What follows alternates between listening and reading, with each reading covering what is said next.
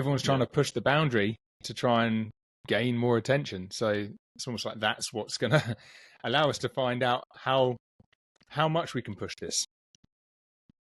Yeah, it becomes like this like testing / proving ground, and the algorithm just picks up the craziest thing.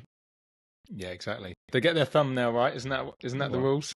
Get your thumbnail right, and then yeah. Got to get the thumbnail. That's first. Yeah.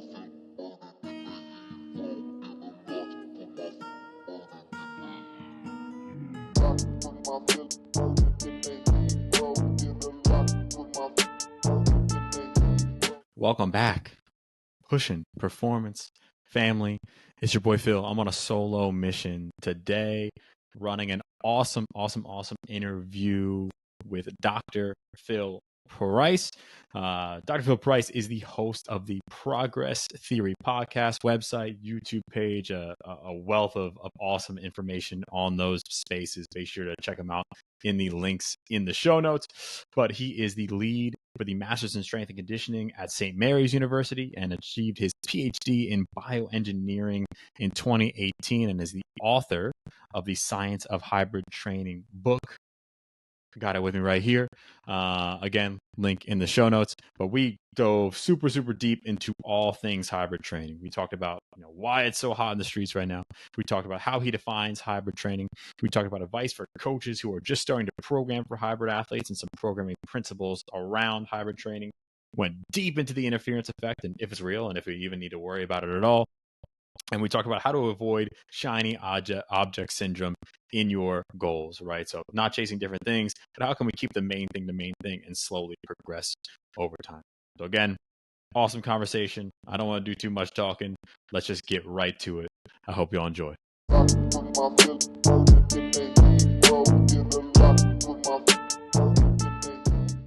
I appreciate your library, your bookshelf. I was literally like watching your shorts on YouTube and I was like, damn, I got this little bookshelf next to me and you got like the whole library. I need to step it up. Yeah, well, I had this bookshelf custom made and we're actually moving house. So I'm going to have to redo it all soon. But we've got this in the new place that we're moving to. We've got this really nice double garage, and above it there's this empty space. And it'll be wicked if we could turn that into my new office, but that'll be very money dependent. I think I'll be in the spare room for a bit with the books just sort of piled up at the back, not getting read. There you go. Not getting read. Yeah, I mean, I can only imagine I have maybe the quarter of the amount of books you have in your wall right there, and people are always like, what's your favorite on there? And I'm like, oh shoot, I got to turn around. I don't even remember what's back here. I got to turn around and take a peek and see what we got going on. Yeah. Well, funny you should say mine's that. IKEA, so. Okay. Well, I've just recorded, haven't edited it, but just made a quick YouTube video for 5 books that I'd recommend to coaches to read. And I'm not all up here because I kind of cheated, and one's a blog post and the other's an ebook. But 3 are back here, so there you go. Yeah, I'd say I think my 2 favorite are back here. One of them is actually one of Dan Cleather's books, and I hope I'm saying his last name right. Mm-hmm. I've heard people say Cleather, but Force is one of my favorites. But interesting, they're both here. Because obviously, I'm very lucky to have Dan Cleather was my PhD supervisor. And one of his other books is actually one in that top 5. So it's called the Little Black Book of Training Wisdom, if you've read that one. I got it here somewhere. Yep, it's up top. Classic. Classic. That's one I recommend that to a lot of brand new coaches. Like, just read this. You'll be all right. You'll figure it out. It really helps you think about how people often overcomplicate training and then redirect that to keep, the main goal. And I guess that's his idea of what wisdom is. It's about, taking something that could be complex and making it very simple. Yeah. 1,000%. Well, I mean, that's 100% why we asked you to come on the show here today, to hopefully make hybrid training and hybrid coaching, or coaching hybrid athletes. Complex topic, pretty simple for some of our listeners who are starting to deal with this. Becoming a more of a goal for people, becoming more common. I don't know about you, and my Instagram algorithm for some reason is just a day in the life of a bunch of hybrid athletes. Just like as I swipe through it, it's just like, come train and eat with me for a day. Like just 7 different people doing that.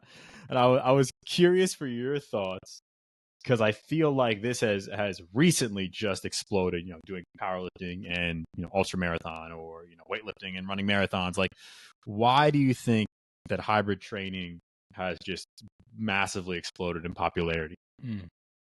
Yeah, it's very much a buzzword, isn't it? But it's a buzzword that has evolved a culture. And when people say hybrid training, I often don't think of, oh, it's a sport at the moment, but it could be. But it's kind of like a community, which has then changed the culture. And usually when you get a cultural shift, then that leads to people noticing, or again, it becomes popular. And then people think, oh, right, I can make some money there. So then all of these sports start developing, And before that, you've got the development of CrossFit and now High Rocks. There are a number of different sports which people kind of put under that umbrella term of hybrid. And you can discuss what is hybrid and what is not. But either way, this idea that you can train for a strength sport and an endurance sport at the same time and still achieve very, very good results is incredibly popular. I think in the UK, we've got rugby, we've got football, incredibly popular sports. However, when you've got like really fast change of direction type sports, people play it for, during their 20s and they reach their 30s and they're like, I'm starting to feel a bit broken, but I still want to be competitive at something. And then they've got this culture which is developing where you can create your own goals, which kind of creates your own sport for yourself. And I think that's where popularity has developed. And now people are like, I'll skip the traditional sports and just go into that. And so, it's growing and growing. And I think there's an element of people not necessarily wanting to put all their eggs into one basket. Becoming, very, very elite in one area is very, very difficult. And I also think that we may not all have the genetic ceiling to reach that. However, I could get very good at that, but at the same time, I could get very good at something else. So why don't I do that? It's entertaining. It keeps things fresh for people. I mean, in the book, I talk about how I lent into hybrid training because I'd had 4 knee surgeries, and I just spent so long rehabbing in gyms. I got so bored of being in the gym, but at the same time I still like being in the gym, so I wanted to get outside. And then all of a sudden I was starting to try new things, and it made me start to investigate a little bit further, and it's come to here. So, and I feel like that's a relatable story for a lot of people, even if it wasn't sparked by injury. A lot of coaches, a lot of just people, ex-athletes, it's like, man, I'm tired of being in the weight room. Like, I miss getting outdoors and doing stuff.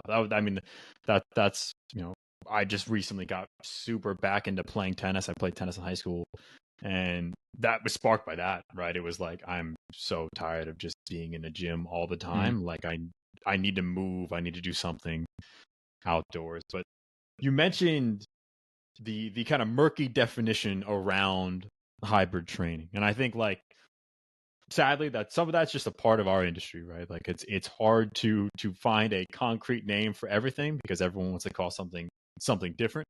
But in your mind, how do you define hybrid training? And then, do you think there will ever be a universal definition of what is hybrid training or what is a hybrid sport? Yeah, so that's a tricky question in terms of what will happen in the future, because at the moment I think there's too many different parties arguing over it, probably because they feel they can get some kind of attention or financial gain over using it. But I took the definition for me from Alex Viada's original book, which he wrote back in 2014, I think it was, The Hybrid Athlete. And I know people close to him, and they said that he only called it The Hybrid Athlete kind of as a last minute thing because he didn't really know what to call the book. And he talked about how he combined the training for long distance running. I think it started as a 5K run, leading into a marathon. But at the same time, he was trying to improve his performance in powerlifting. So to me, that is trying to improve performance in two distinct sports. And then obviously each sport has their own physical quality to be good at them, but they don't always sort of mesh well together.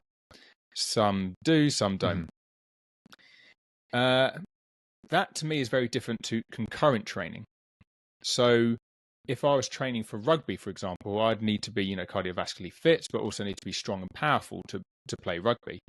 But the end result is how well I play at rugby isn't necessarily how strong I am in the weight room or how fit I am in performance tests. You might have S&C coaches that measure that, but ultimately the goal is to be better at rugby. So I will do strength and endurance training to get better at rugby. To me, that's concurrent training rather than hybrid training. And then you've got other forms of concurrent training where people have just done strength and endurance training just for general health reasons. They don't have a particular goal in mind, but that's absolutely fine. To me, that's still concurrent training. Hybrid training is different because of two distinct goals in two separate sports. I think the area that gets a bit blurry is CrossFit. To me, CrossFit is a hybrid sport. Reason being, say I qualified for the CrossFit Games and the one of the events was a half marathon row, for example. So I would do rowing training to improve my rowing performance because a singular rowing event could turn up in the CrossFit Games, for example. It could also be thrown in with some other mixed modal type WOD or whatever it is. But still, I still need to be good at rowing to improve my rowing performance overall because, I might need that to win points. That's slightly different to something like high rocks, where you need to be, strong and fit, but at the same time, my overall high rocks performance is what's going to determine how good I am at high rocks. Exactly. But most people I've noticed that do high rocks often do other sports as well. So you could argue that high rocks is just part of their hybrid philosophy. I know there's loads of arguments at the moment online. Oh, hybrid training is just training. I'm a bit like, I don't want to be one of those people that, acts kind of like as a gateway for what it is. But all I know is that if I was going to do a marathon and I also want to improve my powerlifting performance, my training for that is going to be very different than if I just wanted to get stronger and fitter. Yes. So there's the distinction for me. I think that's a good, clear line to draw, right? And I was hand up. I was one of those people when 2 years ago, 3 years ago, when I first started really seeing a lot of people start to talk about hybrid training. I was like, this is kind of just like people have been doing this forever. This is just concurrent training, whatever. I got my athletes there; they're doing conditioning and they're lifting heavy, and we're training for a bunch of different stuff. But I like the line of all right, what's the end goal? What's the actual purpose? Right? Are we raising up qualities for a different end, like sport performance, or are we raising up qualities for two different ends, like you got to compete in a powerlifting meet and you have to run a marathon within a few months of each other, right? Or within the same month, right? People are pushing this so far, and it's really cool to see. So yeah, I like that line, right? It's distinctly different program design, right? So let's start to jump into that bucket a little bit. So talking about program design, and we can use that as an example, right? Like looking at, a rugby player or a footballer, like, using strength and conditioning in the same program to improve their performance on the pitch versus, we have a powerlifter who also wants to compete in marathon. How will those programs look, distinctly different in your eyes over the course of, a year, a couple training phases, however you want to take it? I think what the key difference is when it comes to hybrid training versus maybe just concurrent training. Although I will say that hybrid training is concurrent training, but not all concurrent training is hybrid.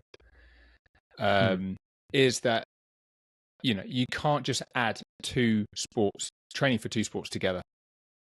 It'll be too difficult. There's just too much volume of work that will end up sort of interfering with each other.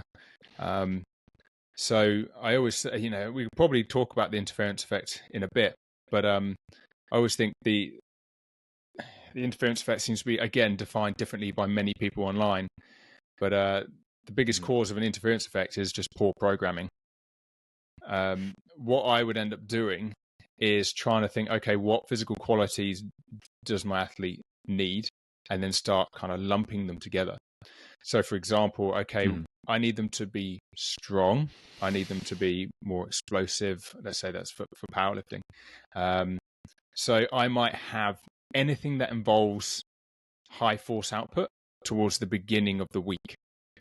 So as an example, I might have my strength work where I go particularly heavy on a Monday, but at the same time, around that time, maybe Monday afternoon, or it could be Tuesday, I put, say, some interval training in, say running, because I'm trying to develop my running performance. And you might think, oh, that could be seen as endurance training. Well, there's an element, yeah, but at the same time, I see that as more like, okay, I'm developing force qualities because I am running fast. You know, for example, I might have a sprint session. People think, oh, you're running, so that's endurance. Well, no, actually, that's my high force output training. It's all in. I could be using a barbell, I could be jumping, I could be sprinting, whatever it could be. So that's kind of towards the middle of the beginning of the week. And then as the week goes on, kind of like the high intensity starts to come down and the volume starts to go up. So by the end of the week, I might have my long endurance run where I'm actively running at a low intensity, high volume of that. So that could be, I don't know, Saturday or Friday, for example. So then you've got your like main key sessions where they're probably going to derive the most fatigue, but just in different ways. And they're at two ends of the week. So you shouldn't get too much of an interference from that because you've kind of kept them separate and you haven't had to try and balance them throughout the week, let's say undulating in some way. So that's probably one way I would do that. So, like, again, it's a term defined by Alex Viada where he talked about consolidating stresses. So rather than thinking like, I've got to do my interval, I've got to do my tempo work, I've got to do this, that, and the other, like actually let's sort of break it down and just think about it as like high force output and low volume versus low force output and higher volume. And then I kind of manipulate that throughout the week. So that's probably more of a way I would do it. Yeah, no, absolutely love that. I love the call of not adding two sports together. I feel like I'm not quite a CrossFit OG, but I was around in 2014, 15, 16, and I feel like a lot of the original kind of competition online training teams and programs was a lot of like a little bit of a trial by fire. Like everyone's just kind of figuring this thing out as the sport evolved. And it was like, all right, here's a workout from gymnastics bodies, and here's a workout from Catalyst Athletics weightlifting, and here's an endurance workout, and we're just gonna do all this stuff. Like we're just gonna do it all in one program. It was like week 1, you're like, all right, cool. Week 2, you're like, okay, I'm starting to feel this a little bit. Week 3, you're just absolutely in the tank. You got no juice left. And you mentioned in the book a handful of times throughout it, the power of finding that either minimum effective dose or minimum effective volume. How do you suggest that people go about finding that for their, again, using the example of someone wants to compete in powerlifting and someone wants to compete in marathon training? How do you suggest people find those kind of starting volumes so it's not out the gate they're absolutely destroyed? Yeah, I mean, it's going to be very different for everyone. And I find that that's not me saying it's a cop-out answer. I would always underestimate performance kind of week 1. Evan Pycon always gave me a really good analogy. Say, like, those, I don't know what, you've got like a little bridge, a jetty going out into a lake. and they're made up of different planks, and you're walking along, and then every time that you lay a plank, you can take a step forward. But if you move too fast, you won't be able to put a plank down, so you get to the end of the jetty before you can actually progress. So the idea is that, try not to run too fast before you can. So I always start very conservatively. And the reason being is that I call it like the 2-week curse. So quite often if someone reaches like week 8 to 12 and they're in the bin like you've described, is because they pushed too hard too early on. And I would prefer week 2 to be done very similarly to week 1, but it feels easier, rather than, it's week 2 now, let's add more. People go too fast in week 1, then they add more for week 2, and by the end of week 2 they're kind of in the bin, but they don't feel that until like week 8, week 9. So I would, in terms of finding like minimal effective dose, like I would just play around. And you talked about there how in the CrossFit community you've added different things, you put them together. It was very much trial and error, and that's where the best stuff happens. That's where you figure out proper training prescription and all of that by trying things that don't work. I think that's great, and everyone's going to be the same. You are going to be pushing as you progress. People often push too far, but they don't really realize how fast they should progress. So just take a step back. Yeah. And if you're feeling like everything is moving faster and easier than the previous week, you've obviously progressed. So now you can push forward a little bit more. It may sound very conservative, but I think it's the right approach. And that's not me saying, take training easy. I'm saying take your progression very easy. So week 1 could be pretty hard, but if you did week 2 the same training, the progression is small, but the progression's there because it's easier. So that's train hard but progress slowly. I love that. And even like, again, looking at a strength sport and an endurance sport, so improving someone's maximum force production capabilities across a range of motion and strength, and then improving someone's capacity over long periods of time in endurance. Would you say that those are two qualities that can take a long time to bring up? So with that in mind, it does make a lot of sense to kind of play this long game. Yeah, certainly. Well, people seem to peak for like endurance sports and strength sports much later in their, say, competitive career, and that's because those qualities take a long time to develop. Like heart muscle does not develop the same way as skeletal muscle. It takes a lot of time to develop, and you just need to spend a lot of time on feet to develop that quality. So yeah, I certainly would. I think also because you've consolidated stresses, you are technically training less volume at one sport when training for 2 sports than if you just train for that sport on its own. So your progression might just generally be quicker. That doesn't mean that you're doing anything wrong. You're training for 2 things, so progression will be slower. So just take that in mind. And I think that is very important. I also, and this is something that I don't think we fully know much about, we're getting a bit more familiar in the research regarding central fatigue and peripheral fatigue and different types of training and volume and intensities and how that affects. But I don't think we really know too much about the effect of fatigue when you're doing so many different types of sport. There's research on cycling and various different variables in terms of intensity, intervals, volume, all of that type of thing, and what that can do peripherally and centrally. We don't really know what happens when you start doing a WOD, for example, or you start doing a strength session followed by an endurance session. What type of fatigue does that create? Because if we knew that, one, I think the body gets used to the combination of strength and endurance training. So fatigue-wise, it will take more to create fatigue, and then you progress that way. But also we might have a bit more of an idea of how to organize our training week, just so that if we've got a session which we know is going to really challenge us centrally, the next day we don't do something else which also challenges us in terms of central fatigue. Yeah. We kind of keep them separate so that we're just not piling the same type of fatigue on top of each other over time. I wonder if that might be one of the reasons, and one of the reasons with some of my program that I do a lot of work on the bike, because typically the bike is slightly more peripheral fatigue, whereas sprinting high force output stuff is more central.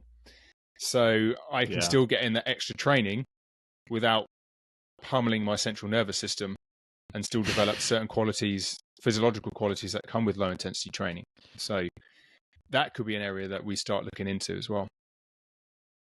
I love that. It's so interesting, right? It sounds like it's more, because it's tough. Like if you're using, just a pure RPE scale, or going off how hard a workout felt, a strength workout could feel hard, and an endurance workout could feel equally as hard. But again, distinctly different loads on the body, right? So it's going to require a different means of adaptation. It's going to require a different means of recovery. So that's like super interesting for coaches to now, keep in mind, as far as, what type of fatigue can we quantify and qualify the types of fatigue that we're placing on people. I like that. And, with this kind of concept in mind, like, how do you balance, coming from a research background, right, and doing research yourself, with the trial and error, with the, learning through doing that's happening right now, that ultimately, has to take place to move the field forward. But, how do you personally balance that? In terms of trying to find the right research questions to answer what's going on in the field, or a little bit of that, and also like how, being okay doing things that aren't necessarily backed by research yet, or understood by research just yet. Yeah, that's a really interesting question, because I think for research in general, there are certain domains where everything's kind of led by what's gone on in the research. And then there are other domains where I feel like the research is playing catch up to what we see in the field, and the research is kind of used to explain what we're already doing. And I do think that hybrid training CrossFit is in that latter category. All of a sudden there was this idea around, strength and endurance couldn't really be combined that well. You would only get very average if you did. Now people are doing incredible things, combining the two. I still think you can become very good or sub-elite in two. But whenever people like mention the interference effects, they compare elite versus elite, and that's not a fair comparison. So, already people are, I don't know, like a Fergus Crawley, for example, he's already pushing the boundary around what is humanly possible.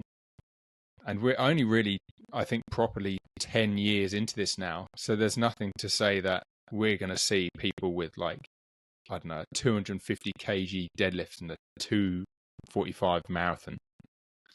At the moment, I don't think it's there, but I don't see why it can't be. And that's just numbers I've plucked out of my head. It could be even better than that, because if people specifically train for that over many years, why not? Yeah, that's I'm just trying to wrap my head around it. That's crazy. That's crazy to think about it. And even, I guess CrossFit started that to a certain degree of, like, people can do a lot of really, really, really cool stuff. Like they could snatch 225 or 100 kilos, 30 times in 5 minutes, or like, that's insane. But people can do that, and it's really pushed the paradigm of how we look at human beings in general.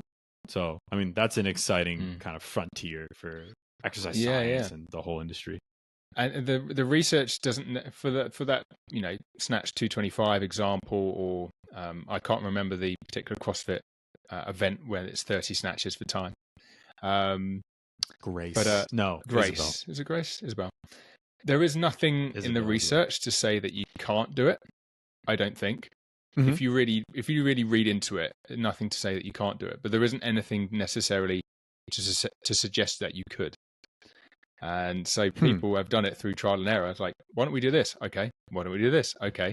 Oh, right. Okay, we can. So we are certainly capable, or more capable of what we previously thought. And I think CrossFit has really been riding that wave for quite some time. And I don't know where the ceiling is. And that's exciting. It kind of feels like there isn't one right now. Like from the outside looking in, it looks like people are just like knocking down these crazy human feet dominoes, and they just keep falling year over year. Like, more people are pushing 500-pound back squat, sub 5-minute mile, like trying to push that further. Like, I remember, when I first heard about that challenge in probably like 2014, I probably had like a 630 mile and a 200-pound back squat, and I was like, that doesn't even make sense. I can't comprehend this at all. Like, it really truly feels like the sky's the limit here. Yeah, I'm interested to see where it goes because this is so tied heavily to social media, and social media relies on attention, doesn't it? People are going to create more and more crazy challenges, because if you just did normal challenges, they wouldn't get as much attention. So everyone's trying to push the boundary to try and gain more attention. So it's almost like that's what's going to allow us to find out how much we can push this. Yeah, it becomes like this like testing / proving ground, and the algorithm just picks up the craziest thing. Yeah, exactly. They get their thumbnail right, isn't that the rules? Get your thumbnail right, and then yeah. Got to get the thumbnail. That's first. Yeah. It'd be a shame if you train for 2 years to do this crazy feat and you get the thumbnail wrong, and it's all for all for what? Yeah, it's all for lost nothing. in the algorithm. But so we've mentioned the interference effect a couple of times here, and I think, at least at my Instagram echo chamber, it feels like this has been kind of a hot button topic. A lot of people have been talking about it recently, but it's something that coaches at any level think about, right? Whether you're training people for general fitness and you're training multiple qualities, you're doing concurrent training, whether you're training, elite, sub-elite athletes, for team sport, you're training multiple qualities and concurrent training. So you're thinking about balancing all of these things within one cohesive training program. So, you mentioned earlier the interference effect basically mostly happening from bad programming or over programming. But, is there any people that you think about have to worry about the interference effect, shouldn't worry about the interference effect? What are your thoughts around that? Yeah. Are you familiar where the interference effect term came from? I'm not, actually.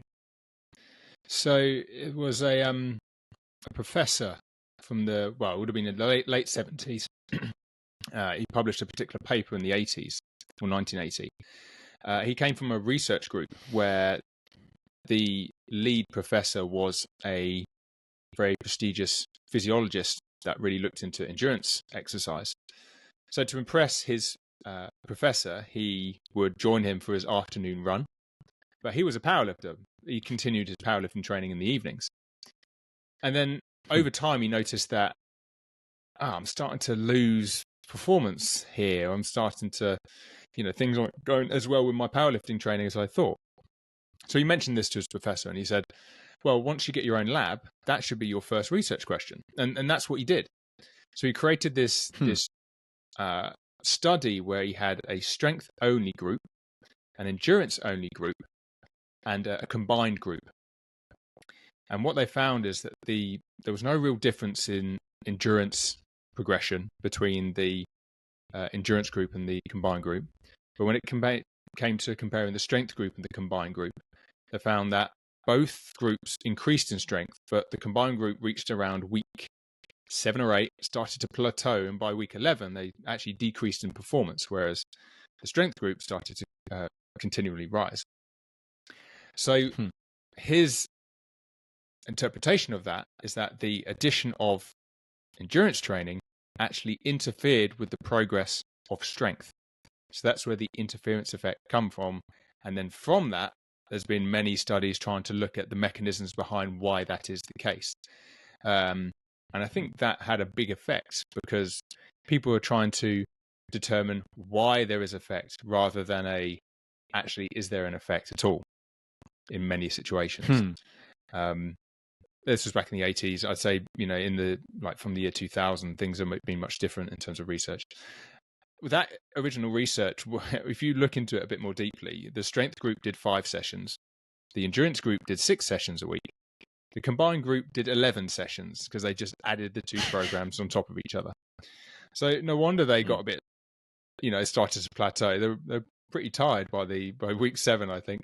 So, and if you actually really look into the progression of the curve of the strength group, it's starting to round off at the top. If, it was 11 weeks, if it was 20 weeks, you might have seen a different answer. And this isn't me slating the study.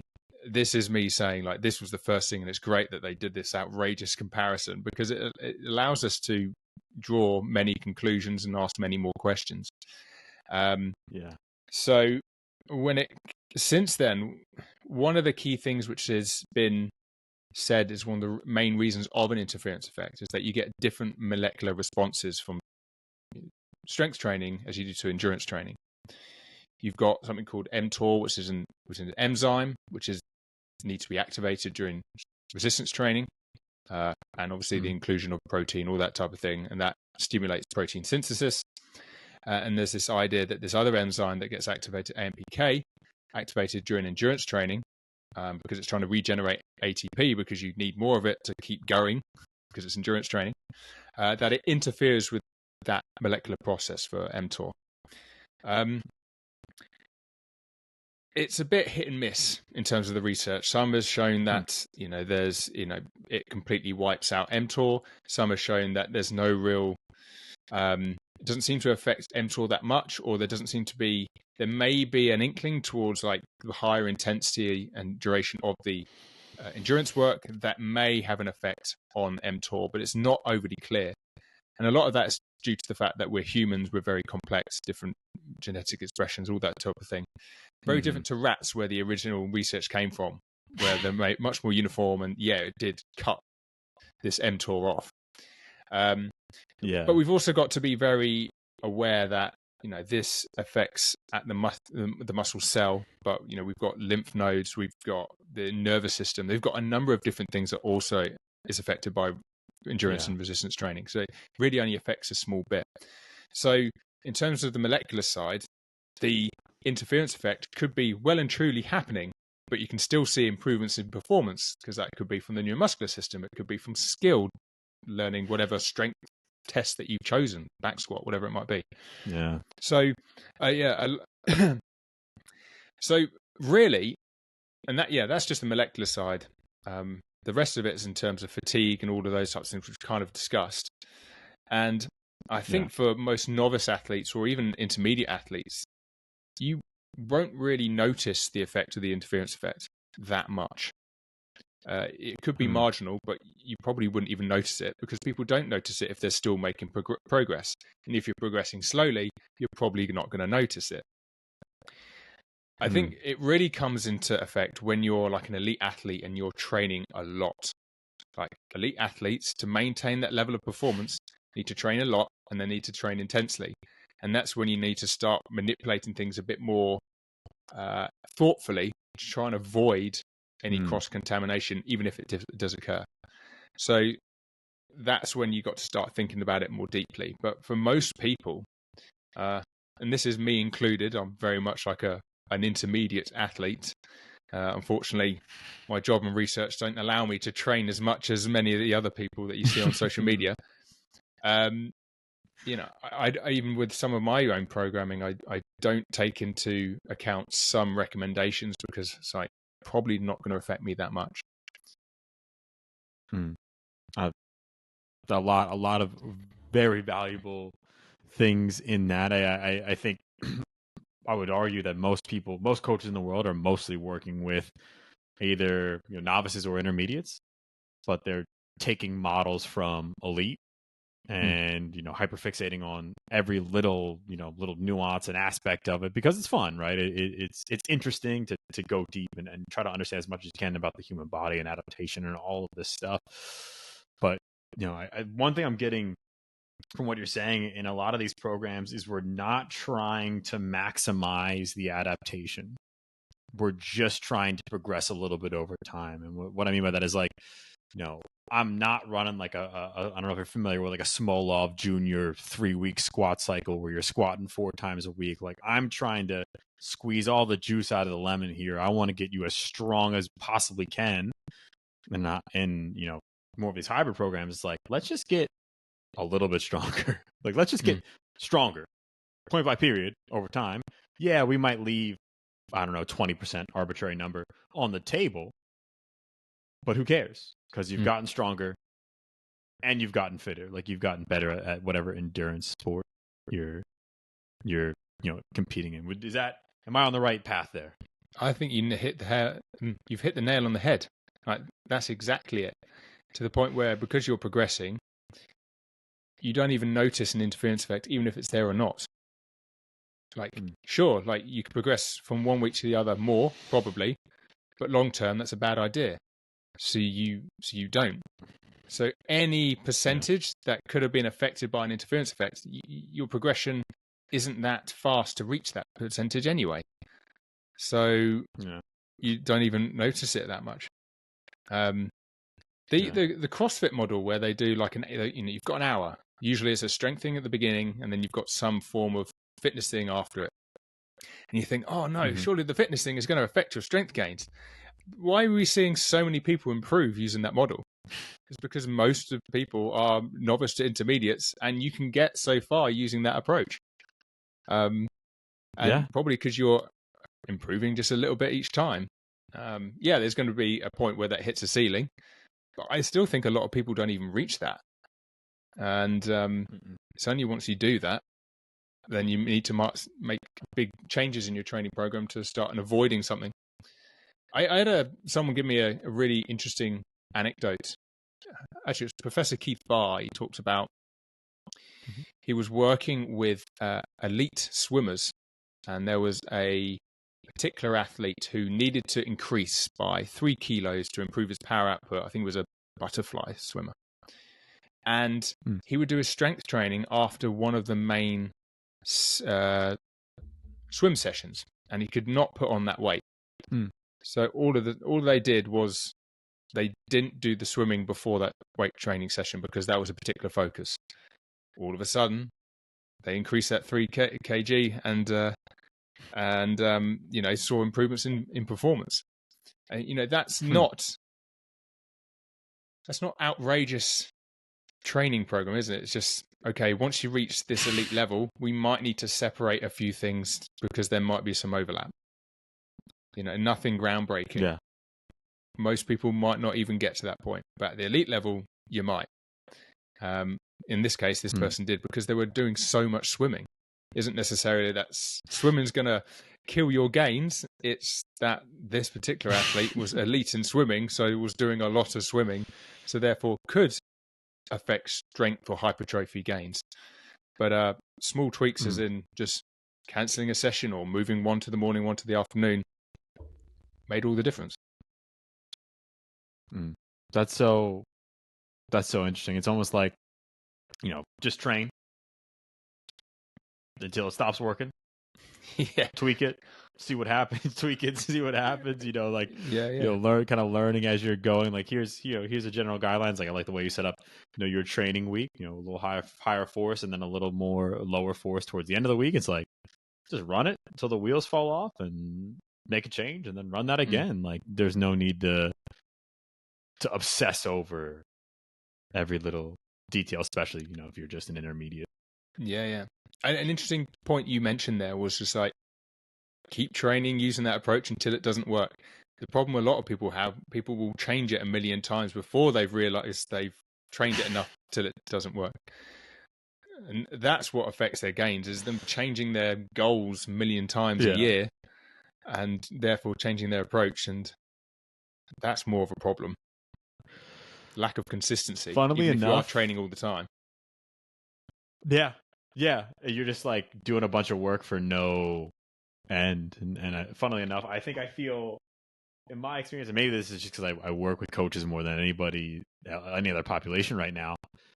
I feel like coaches do that more than other populations because they like see something like, oh shoot, should I be doing this? Let me try this, and like let me experiment with this, and then let me experiment with this, and then it's just like they look back on the year and it's like I'm in the same spot that I was last year, and you mentioned it in the book, like along with playing the long game, it takes time to get to, a capacity where you can run a fast marathon. It takes time to get to where you compete, strength sport at a relatively high level. But people get this, I always call it shiny object syndrome, or people call it program hopping, like we kind of just talked about, where it's like, I'm going to start with, a running event. And they're like, oh, shoot, no, I'm going to do a cycling event. And it's like, oh, no, actually, I'm going to do a swimming event. And like, again, you look back on the year, and like, it's not like from a health perspective, it's not like you're unhealthy, right? Like you've moved your body. There's been no positive things taking place, but you haven't made meaningful improvements towards your goal because your goals keep changing. So, up top, you mentioned consistency being very important, but how do you help someone keep a laser focus on just those two goals, like one strength goal, one endurance goal? We're not changing sports, we're not changing anything. Like, how do you help keep people focused on that path? I think I've been quite lucky. I do some consultancy work with Omnia Performance, so that's the company with Fergus Crawley, Johnny Payne, and some of their ideas around consolidating stressors. I learned from discussing with them, etc., etc. And I often use Fergus as a good example. The reason being is that he was a powerlifter, then became a hybrid athlete. Any of his challenges involve the sports that he trains for. So he's always training for powerlifting, and he's always training for triathlon in some fashion. So whenever he does one of his challenges, it's always a derivative of something like that. It could be a powerlifting total along with the triathlon. It could be a long distance run. It could be whatever it might be. But he's already training for that. So his training just remains consistent, and then he makes slight tweaks as it approaches, rather than like, okay, I got a new goal, new program, head towards it. His programming is very, very the same, and it has been for many years. And that's where I think a lot of his success has been, is because he's been uber consistent with training, not only with actually performing the training, but the style of training.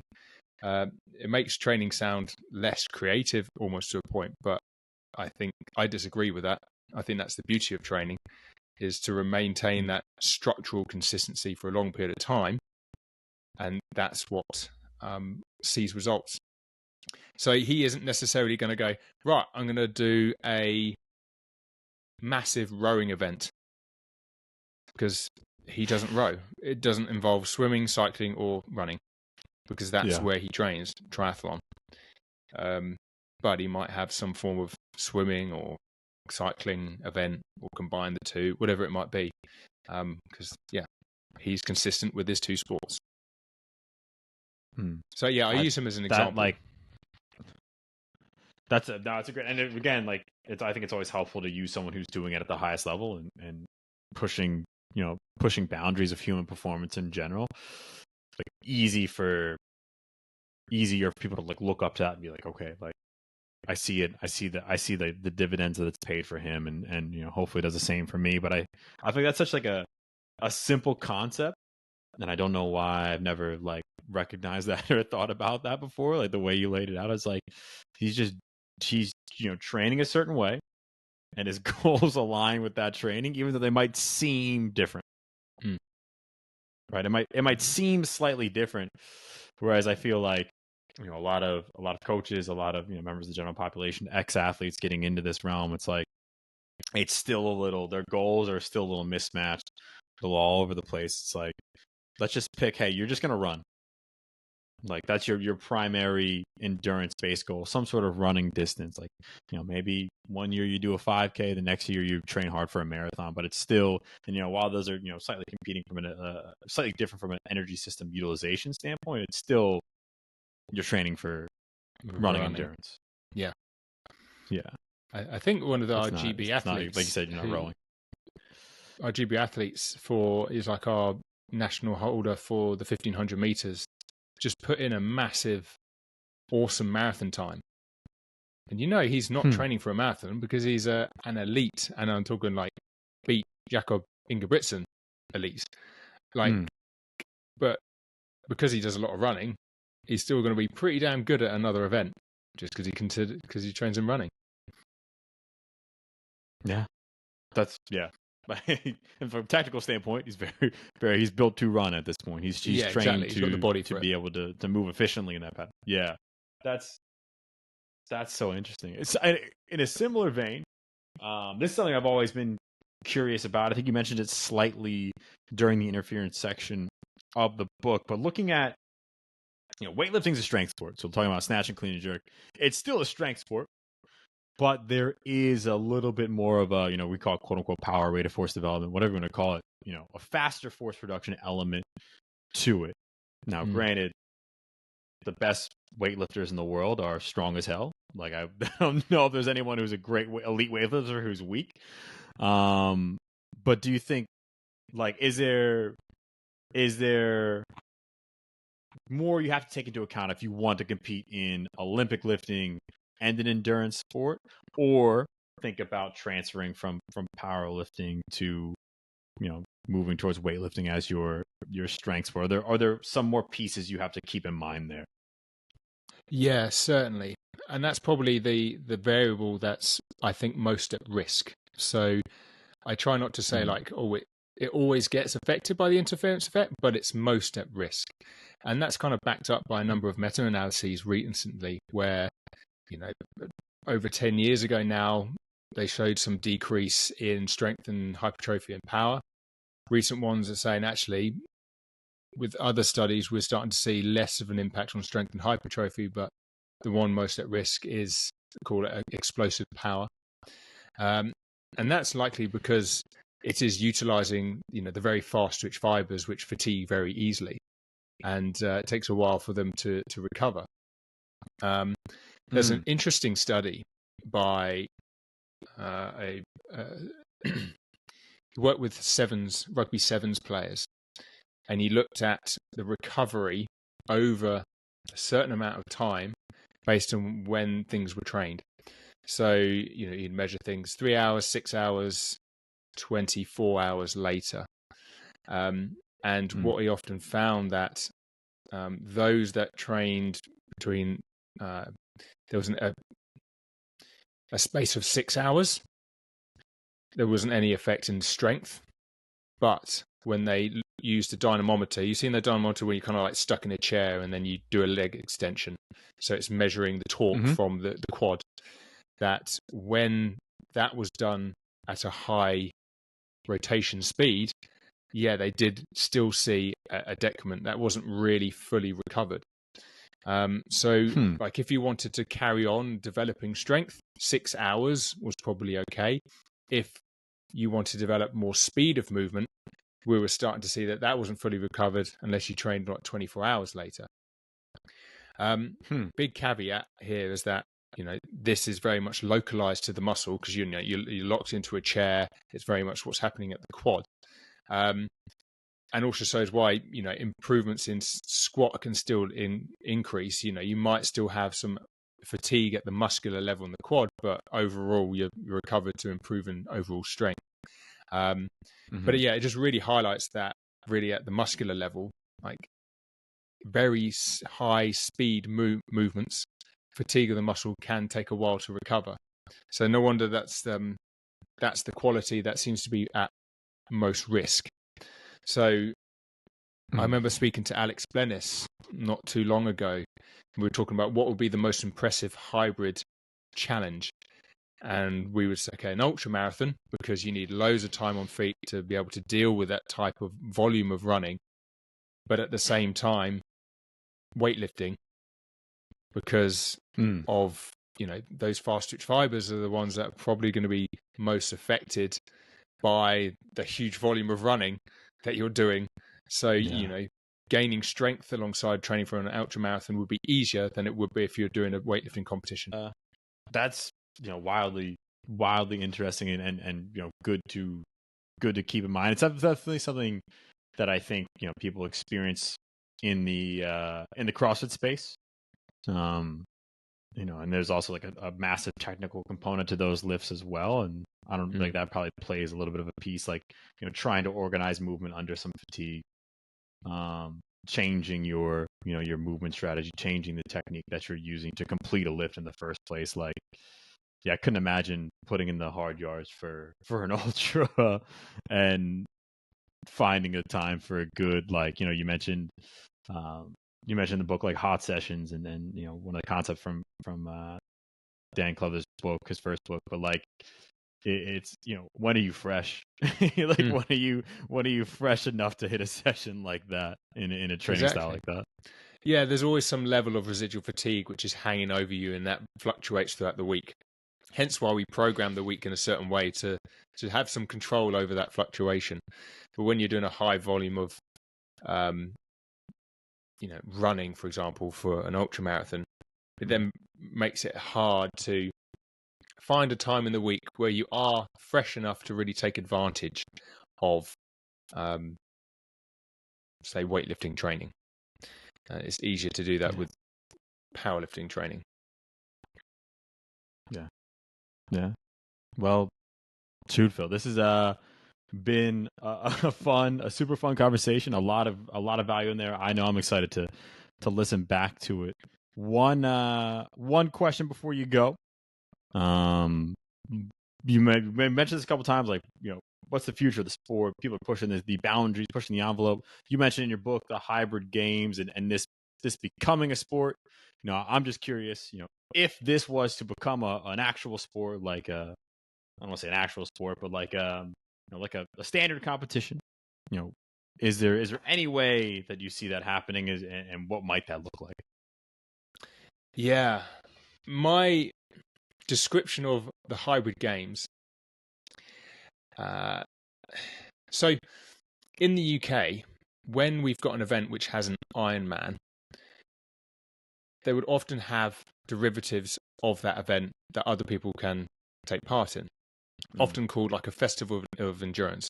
So you'll have people that are signed up for the Ironman, but there's people that will also sign up for the half Ironman, maybe just like a marathon or half marathon, or some duathlon where it's a combination of just cycling and running, or aquathlon, swimming and cycling. And I see them using a similar model, but they're doing it for hybrid events. So, for example, say they've chosen 5 specific hybrid events, and they could be a max deadlift and a marathon, or it's a powerlifting total and an Ironman time. That would be logistically, the length of that would be really logistically difficult. Or it would be like a max squat or a snatch and clean and jerk and a half marathon time, or max squat and a fastest 5K time, for example. So you can kind of make up, just have 5 of them. And I think people would really go for it, because all of a sudden you've got an event which you think, actually, I'm pretty good at deadlifting and running. I could do that. And then all of a sudden that becomes your hybrid sport. You're not like, oh, this time I'll do the deadlift and 5K, and then next time I'm going to do the squat and the marathon. People think, actually, we're developing a bit of a league. I'm getting a bit more well known as this specific event in the hybrid space. I'm going to train for that specifically. And that's going to push the boundaries of how far those particular events can go. So I think that's how the sport could look. It's different to CrossFit and High Rocks, but I think it appeals to a lot of people that are combining powerlifting and weightlifting and sort of triathlon type events.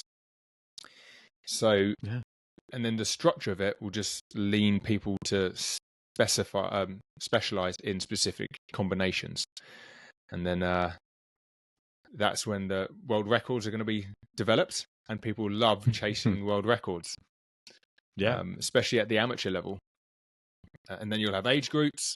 There's so many things that you can do, which creates these mini records that people can come and try and beat. And I think that's why High Rocks has been so popular at the moment, because it's a new sport. We're seeing regular records being broken at various different age ranges. Whether that continues when we hit a kind of ceiling with it, I don't know. But when you've got many different hybrid events, that can be quite attractive to many people that are training in this space. Yeah, and the way you laid it out, I'm really hearing the two biggest things I'm hearing is one, community, and two, accessibility, which is a perfect storm for something that some of the people can really get down with. Yeah. I mean, I think it's logistically difficult, but where there's money involved, I think it'll be quite popular. You just need an indoor space for the strength bit, and you can organise to have all strength bits are in the start at 8 a.m. And then all the endurance bits could be in the afternoon. Yeah, I'm kind of making it off the top of my head, but at the same time, I've kind of envisioned what it could be like, and I'm not the person to create this, but it wouldn't surprise me if something like this comes about. I mean, I'm for the idea. It sounds good to me. It sounds like a viable option to me. Yeah, but, I'm not sure what my hybrid event would be. I don't know. I'd like to do the snatch and the 5K run. That would be cool, just because they're two separate things I enjoy. There you go. I like that. I can get down with that one. Yeah. I might join you in that one. That's probably my favorite. I've had 4 knee surgeries, so long distance running isn't always my friend. Yeah, gotta keep the miles down. Yeah, exactly. 100%. Well, Phil, again, thank you so much. This has been a super fun conversation. Again, a ton of value for people listening. If for those interested, where can people connect with you? Hear more of your story and learn more from you. Sure. The 3 social media sites which I probably put most effort into are Instagram at Dr. Full Price. I have a Substack newsletter, so it's a free newsletter that goes out. So head over to Substack, and it's the Progress Theory on there. And I have a YouTube channel, The Progress Theory. The Progress Theory is a podcast, and that forms the information for stuff going on YouTube and Substack and all of that type of thing. So, that podcast is available anywhere you get your podcasts, and then check out YouTube, Substack, and myself personally on Instagram. Sweet. And definitely check out the podcast. Check out the book. I got it right here. I'm trying not to knock something over. I got it right here. Check out the book. It's a great read. Yeah, all that stuff's going to be in the show notes. So Instagram, YouTube, website, the Substack, the book link, all in the show notes. So hit the show notes. Check out more of Phil's stuff. And Phil, again, thank you. Thank you so much for the conversation. No, thank you very much for having